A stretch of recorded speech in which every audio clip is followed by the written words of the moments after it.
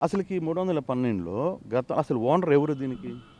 ఎవరో డాక్టర్ అన్నారు sir. Madam నాకు తెలీదు పూర్తిగాని. హ్మ్. డాక్టర్ గారిది ఆ ప్లాట్ అని అన్నయ్య మాత్రమే నాకు తెలుసు. హ్మ్. ఆయన ఓనర్ గారిని ఇప్పుడు మట్టికి నేను చూడలేదు కూడా. తర్వాత ఓనర్ ఎవరికి రెంట్‌కి ఇచ్చారు?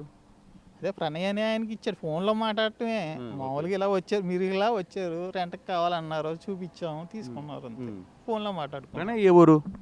రామచంద్రపురం అన్నారు. తూర్పుగోదావరి జిల్లా రామచంద్రపురం. ఓకే. ఆయనతో పాటు ఎవరైనా ఉండేవాళ్ళా ఇక్కడ? ఇంకో ముగ్గురు ఉండేవారండి. హ్మ్.